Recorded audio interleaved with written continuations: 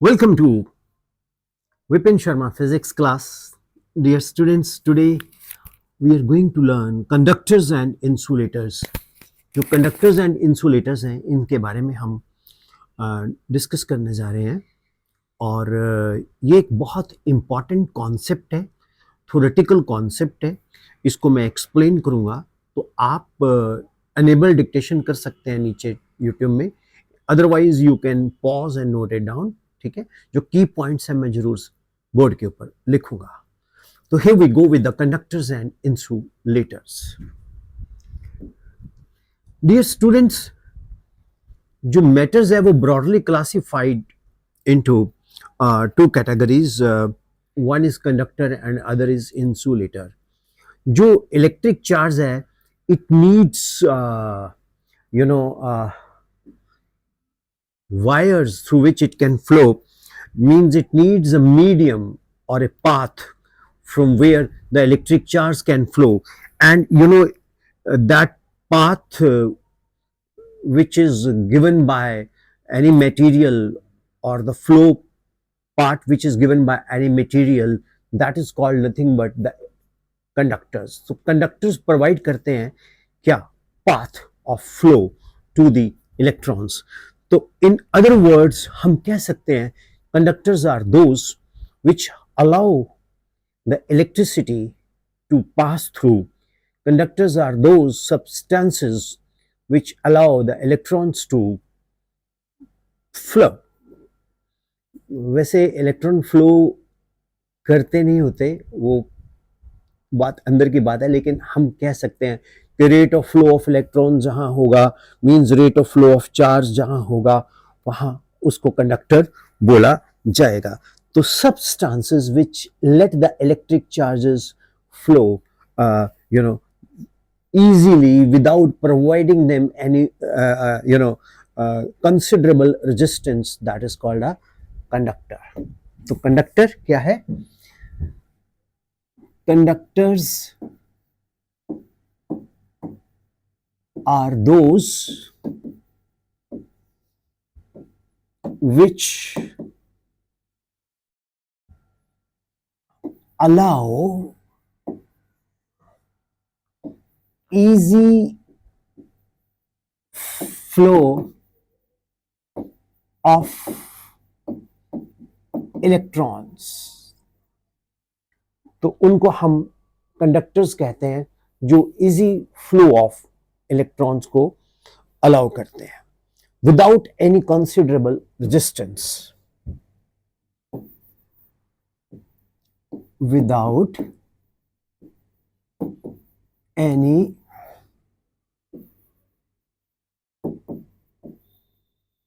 considerable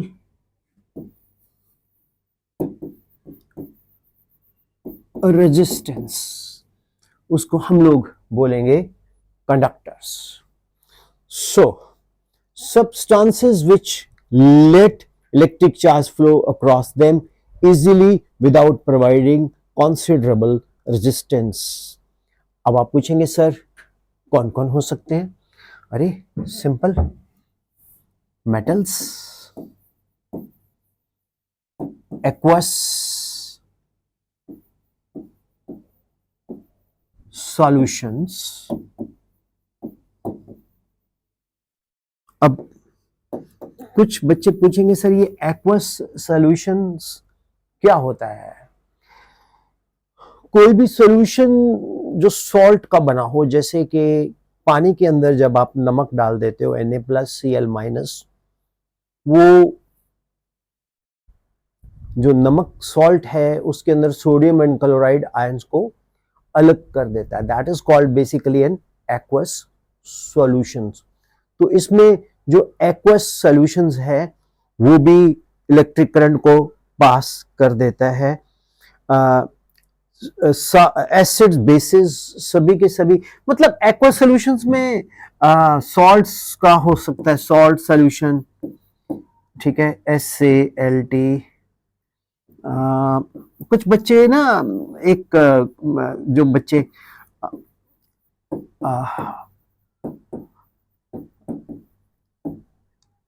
non, I mean I mean scientific सोचते हैं तो वो सॉल्ट को नमक सोचते हैं। नहीं, सॉल्ट कुछ भी हो सकता है। Ammonium chloride is a salt, sodium chloride is a salt. तो सॉल्ट कुछ भी हो सकता है, सॉल्ट कुछ भी हो सकता है। अमोनियम क्लोराइड सॉल्ट है, सोडियम क्लोराइड सॉल्ट है, ठीक है। जितने भी HCl, HNO3, ये सभी के सभी सॉल्ट्स हैं और इसको हम लोग ये सभी के सभी कंडक्टर्स का काम करते हैं, इलेक्ट्रिसिटी को अलाउ करते हैं। बहुत गंभीरता से मैं आपको ये बता रहा हूँ। सॉल्ट का मतलब ये नहीं है कि न खाने वाला नमक, नहीं।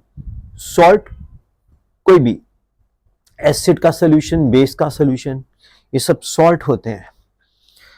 अब हम बात करते हैं इंसुलेटर की। अभी हमने बात की कंडक्टर्स की, अब हम बात करते हैं इंसुलेटर्स की। Insulators,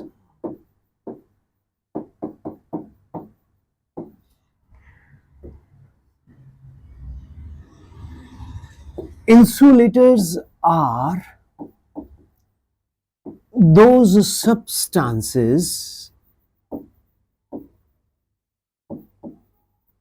which do not allow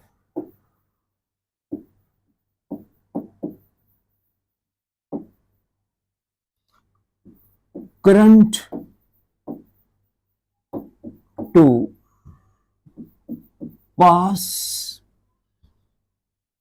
through it.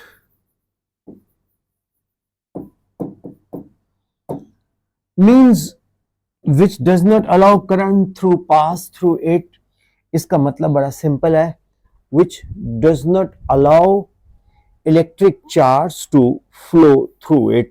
That is called insulators. So insulators are those substances which do not allow the electric charge to flow through it, and conductors are those which allows the electric charge to flow through it.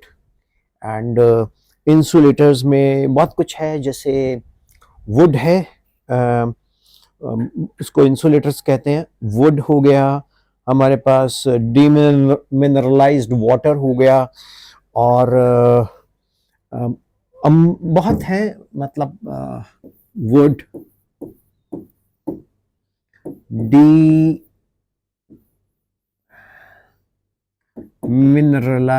Demineralised water, जिस water में minerals ना हो, salt ना हो, तो DMW बोलते हैं, demineralised water. That is called D.M.W, DMW हम कहते हैं। और जब इंसुलेटर को प्लेस करते हैं एक्सटर्नल इलेक्ट्रिक फील्ड में, then it behaves like a dielectric. तो जब हम इंसुलेटर को, when insulators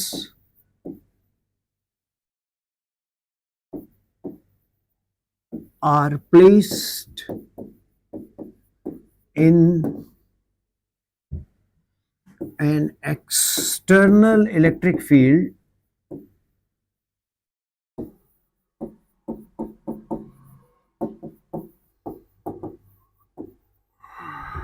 then it is called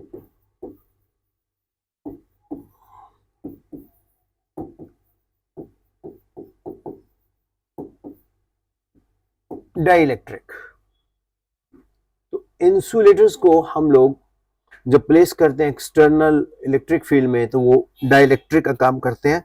means ये बिजली को अलाउ नहीं करते पास होना, इलेक्ट्रिसिटी को। आपको पता है कि जो एयर है, एयर इज इंसुलेटर।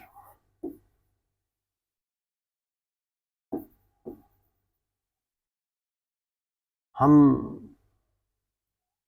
एयर को इंसुलेटर्स की कैटेगरी में रखते हैं। अगर एयर कंडक्टिंग हो जाता तो फिर तो तूफान आ जाता है। जितने भी नेकेड इलेक्ट्रिकल वायर्स हैं वो सारी की सारी हमारे ऊपर क्या कर देती, तार के नीचे खड़े हमें इलेक्ट्रिक शॉक लगता। तो ये इंसुलेटर्स कौन है भाई? Insulators, air is a wonderful example of insulator. ठीक है, तो जो कंडक्टर्स है ना, उनकी खासियत है, कंडक्टर्स, जितने भी कंडक्टर्स हैं उसमें फ्री इलेक्ट्रॉन्स होते हैं।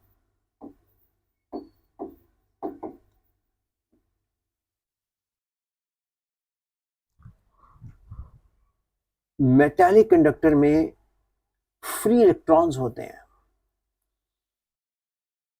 मैं आपको बताऊं,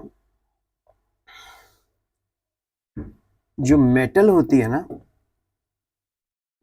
अगर आपको मेटल के अंदर देखने का कभी चांस मिले तो उसके अंदर पॉजिटिव पॉजिटिव कर्नल्स होते हैं और इसमें भरे होते हैं फ्री इलेक्ट्रॉन्स।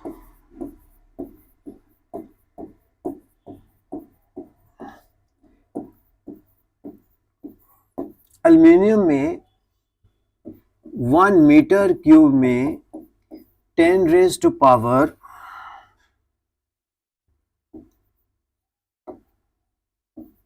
28 फ्री इलेक्ट्रॉन्स होते हैं।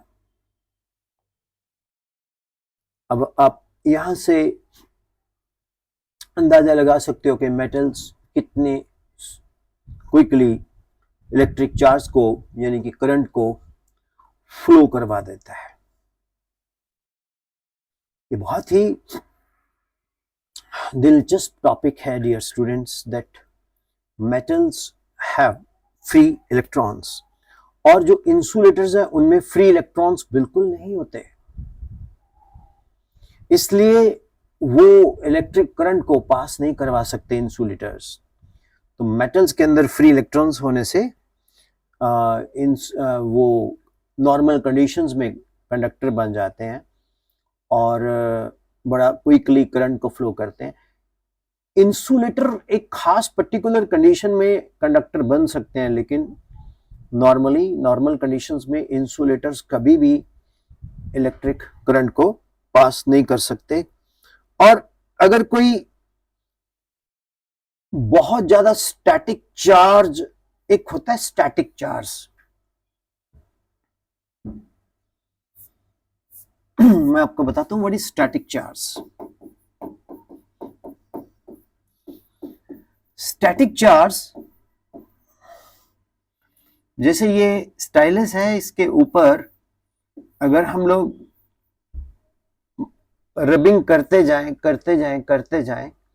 तो उसके ऊपर एक चार्ज अकोमुलेट हो जाता है। मान लो इसने इलेक्ट्रॉन छोड़ दिए तो इसके ऊपर पॉजिटिव चार्ज आ जाएगा, तो ये चार्ज कहीं फ्लो नहीं करता, इसको हम बोलते हैं स्टैटिक चार्ज, राइट।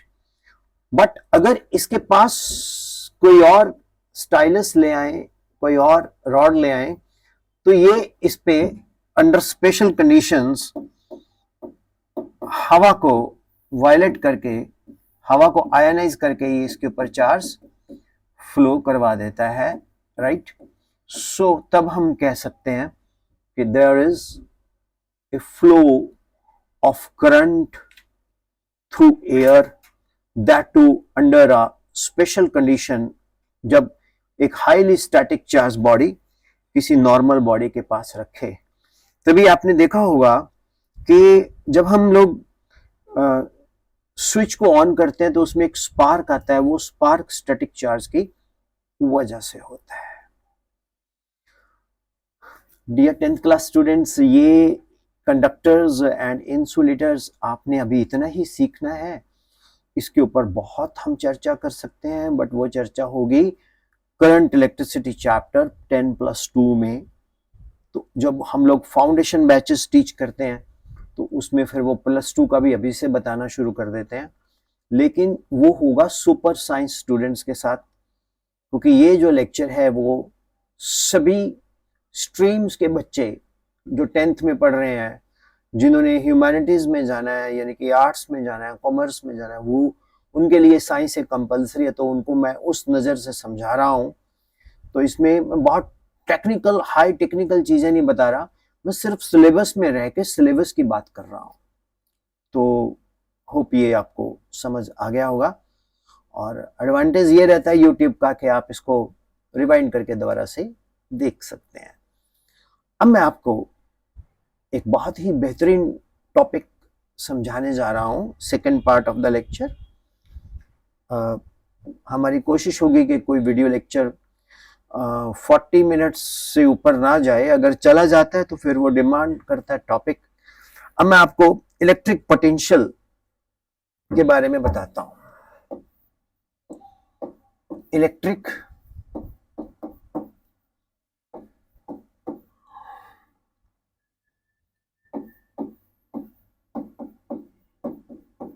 पोटेंशियल,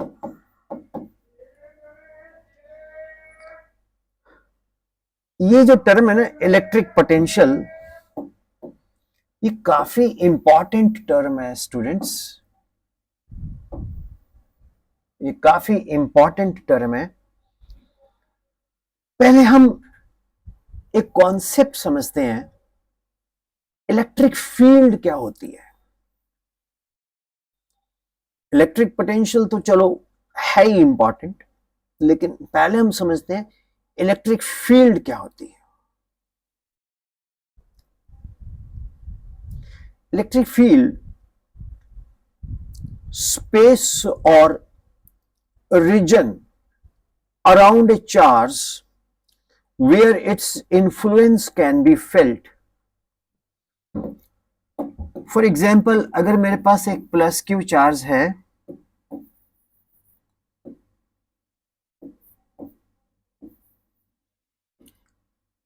तो इस प्लस क्यू चार्ज के सराउंडिंग में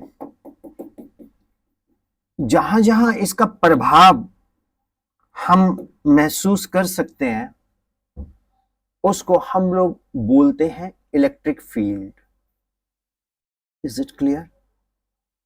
अब जैसे अर्थ की ग्रेविटेशनल फील्ड होती है, तो अर्थ की जो ग्रेविटेशनल फील्ड है, जब कोई भी ऑब्जेक्ट अर्थ की ग्रेविटेशनल फील्ड में आ जाती है, तो वो क्या होता है, अर्थ की ओर अट्रैक्ट होती है। ग्रेविटी के कारण अर्थ अपनी ओर ऑब्जेक्ट को अट्रैक्ट करती है। जब अर्थ अपनी ओर ऑब्जेक्ट को अट्रैक्ट करती है, तो कहते हैं कि अर्थ के ये ग्रेविटेशनल फील्ड में चला गया। क्या कहते हैं? अर्थ के ग्रेविटेशनल फील्ड पे चला गया। तो आप लिख सकते हो what is electric field? The space और रीजन अराउंड ए चार्ज। चलिए मैं आपके लिए लिखता हूं, द स्पेस और reason around a charge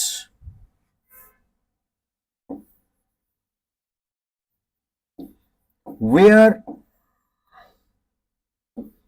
its influence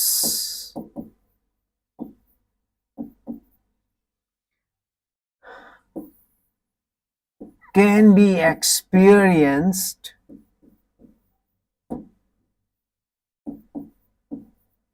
by another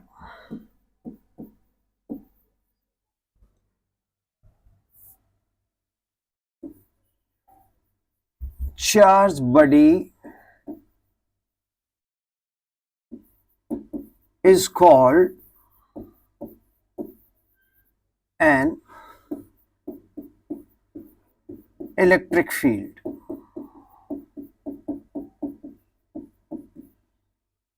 The space or region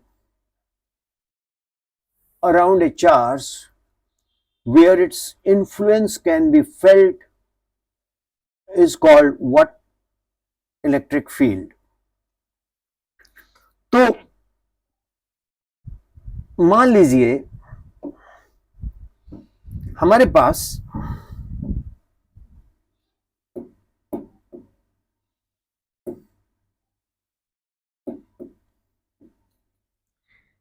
एक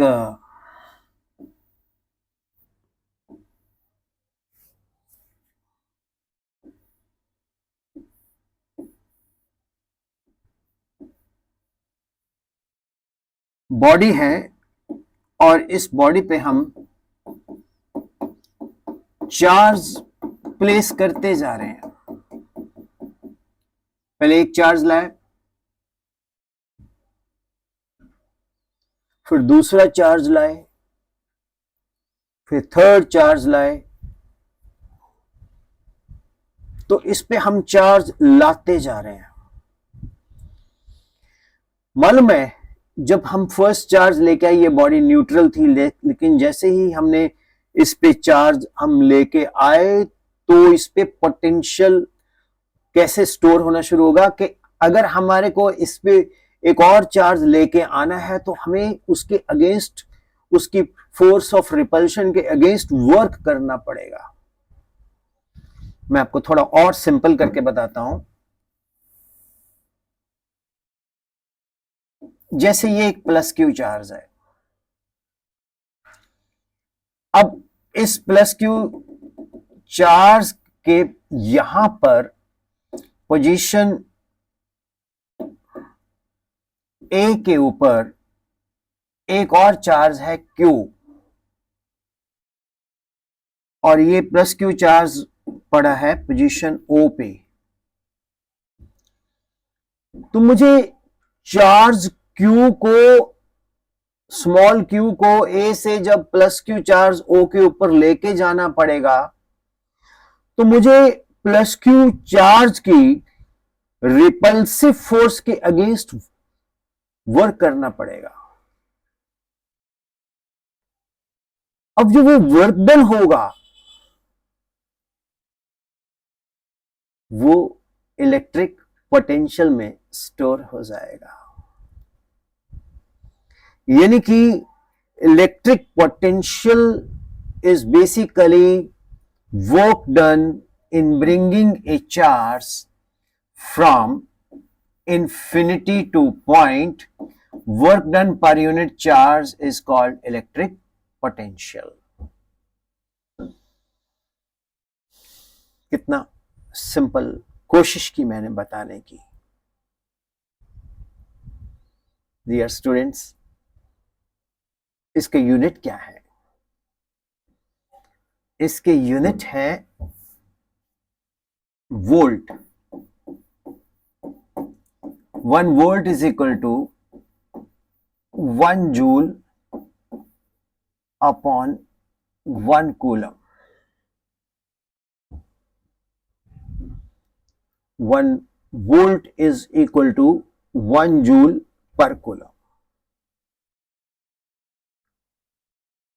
This is the amount of work done in bringing a charge from infinity to a point. So, जो coulomb, joule is the unit of work and coulomb, तो दोनों का जो ratio है joule upon coulomb, that is called 1 volt. और इसको हम लोग लिख सकते हैं 1 volt is equal to joule coulomb inverse. 1 volt is equal to joule coulomb inverse. तो electric potential due to a charge at a point. अच्छा, जो इलेक्ट्रिक पोटेंशियल है ये हमेशा एट ए पॉइंट, हर पॉइंट पे ये डिफरेंट होगा। तो electric potential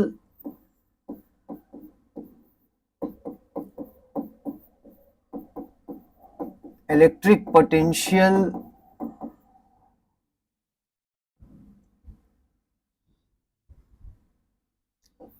at a point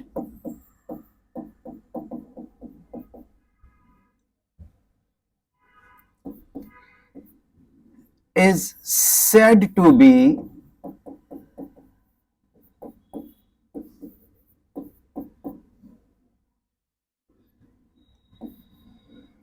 one volt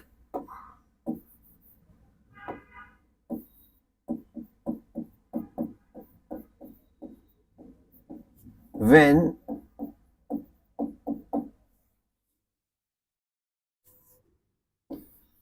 1 joule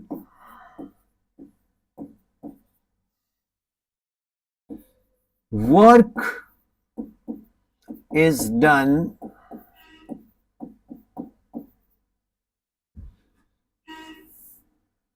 in bringing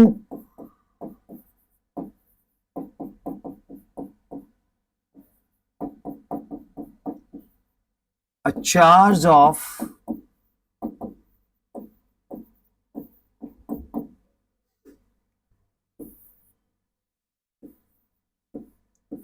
1 coulomb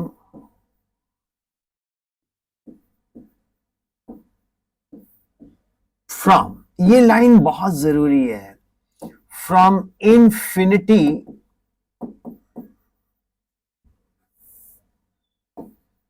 to that point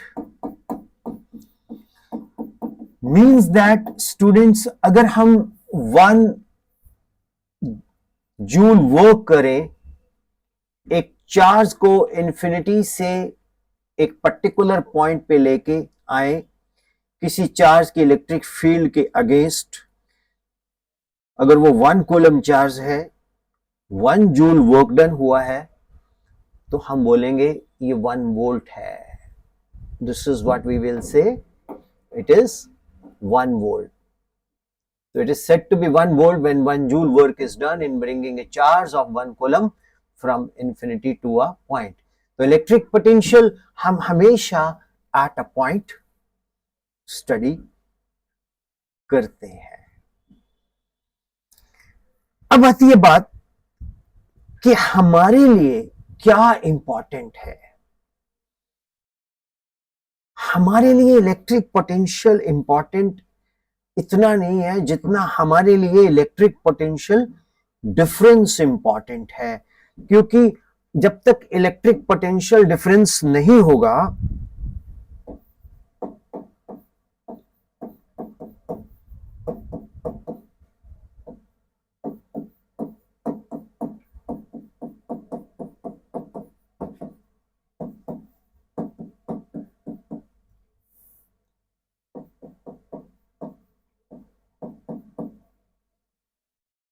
तब तक चार्ज फ्लो नहीं करेगा. चार्ज कब फ्लो करेगा? जब इलेक्ट्रिक पोटेंशियल डिफरेंस होगा.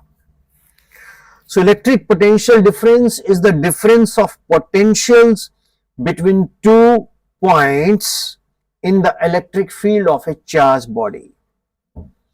Electric potential difference is the difference, difference को DIFF ही डाल सकता हूं. Electric potential difference is the difference of potential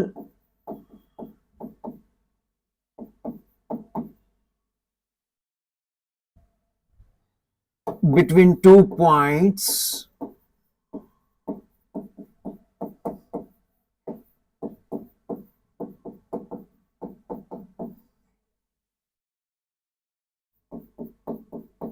in the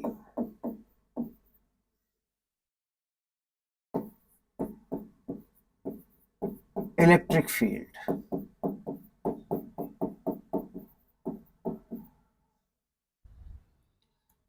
So students, जो इलेक्ट्रिक पोटेंशियल डिफरेंस है वो हम लेते हैं potential difference between the two points.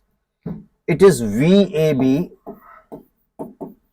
Which is equal to V B minus V A. V B हमेशा greater than V A होता है। मैं आपको बताता हूं कैसे। जैसे ये प्लस क्यू चार्ज है, हम एक पोजीशन लेते हैं ए और एक पोजीशन लेते हैं बी। तो जब पोजीशन ए पे हमने चार्ज क्यू रखा तो वर्क डन हुआ डब्ल्यू ए, और potential W A upon Q equal to V A. जब पोजीशन बी पे रखा तो वर्क डन हुआ W B upon Q equal to V B. अब क्योंकि प्लस क्यू चार्ज के नजदीक पोजीशन बी है तो वर्क ज्यादा यहां होगा, और ये दूर है तो वर्क कम होगा, क्योंकि इस पे प्लस क्यू चार्ज का जो फोर्स ऑफ इन्फ्लुएंस है वो कम लगेगा। एज ए रिजल्ट हम बोलेंगे VB is greater than VA. So VBA equal to VB minus VA, that is the electrostatic potential difference. तो पोटेंशियल डिफरेंस के यूनिट भी वही होंगे जो जूल पर कूलम, दैट इज वोल्ट। जो पोटेंशियल डिफरेंस होगा तो चार्ज फ्लो करेगा। सो चार्ज को अगर हम बी पे छोड़ दें वो भागेगा ए की तरफ। जब चार्ज को हम बी पोजीशन पे छोड़ेंगे तो वो भागेगा ए की तरफ। As a result charge flow किया, पोटेंशियल डिफरेंस के कारण हम क्या बोलेंगे, करंट फ्लो कर गया। तो यहां से करंट का हैप्पी बर्थडे होता है। तो जब भी पोटेंशियल डिफरेंस होगा करंट फ्लो करेगा। तो डियर स्टूडेंट्स, ये एक मैंने आपको चैप्टर इलेक्ट्रिक करंट इलेक्ट्रिसिटी बताया। उम्मीद करता हूं कि इसमें आपको हर चीज बड़ी क्रिस्टल क्लियर करने की कोशिश की है, और हमने ट्राई किया है कि आपको बहुत सरल भाषा में, बड़ी सिंपल लैंग्वेज में आपको समझाएं। अब जितना पोटेंशियल डिफरेंस होगा यानी कि वोल्टेज डिफरेंस होगा उतना करंट फ्लो करेगा। आपको ये लेक्चर कैसा लगा? किसी एक लेक्चर को रिकॉर्ड करने में बहुत मेहनत लगती है, तो हम उसमें नहीं जाएंगे। ये मेरा काम है, मेरी ड्यूटी है। जो बच्चे स्कूल में ही डिपेंडेंट हैं, जो बच्चे बहुत दूर गांव में रहते हैं, जिनके पास एक्सेसिबिलिटी नहीं है, उनके लिए ये लेक्चर काफ़ी एक ट्यूशन की तरह हेल्प करेंगे। तो आप इस लेक्चर को बहुत शांत मन से, डिसिप्लिन वे से अटेंड करें। मैं कोशिश करता हूं कि टू द पॉइंट बोलूं, बार बार एक चीज़ को मत रिपीट करूं और पकाऊं मत आपको। सो स्टूडेंट्स, उम्मीद करता हूं आपको ये लेक्चर समझ आया होगा। और हम लोग ऑनलाइन भी टीचिंग करते हैं। जो ऑनलाइन टीचिंग है हमारी, वो गूगल मीट पे या जूम पे होती है। वो पेड होती है, लेकिन उसकी बहुत नॉमिनल फीस होती है। तो जो बच्चे, अगर कोई अफोर्ड नहीं कर पाता 9th-10th में, तो कोई बात नहीं, मैं उनको कॉम्प्लीमेंट्री भी क्लास दे सकता हूँ। तो ये चैनल आपका है। ये कितना आपको हेल्प करता है, मेरी तरफ से तो मैं एक ट्रेडिशनल टीचिंग दे रहा हूँ, कोई एनिमेशंस नहीं दिखा रहा, क्योंकि एग्जाम में तो आपको एनिमेशंस नहीं काम आएंगे। अंडरस्टैंडिंग हुआ है वो मिल जाता, बहुत मटेरियल पड़ा है यूट्यूब पे। मैं आपको बेसिकली एक बुक दे रहा हूँ, वीडियो बुक बना के, जिसमें पूरी की पूरी थ्योरी बुक फॉर्मेट में, क्लासरूम फॉर्मेट में है। तो आपको ऐसा फील हो कि आप क्लास में टीचर के पास पढ़ रहे हो, आप ट्यूशन सेंटर में पढ़ रहे हो, लेकिन हो आप अपने घर में यूट्यूब से पढ़ रहे हो। सिंपल, कोई इसमें आपका खर्चा नहीं है। So students,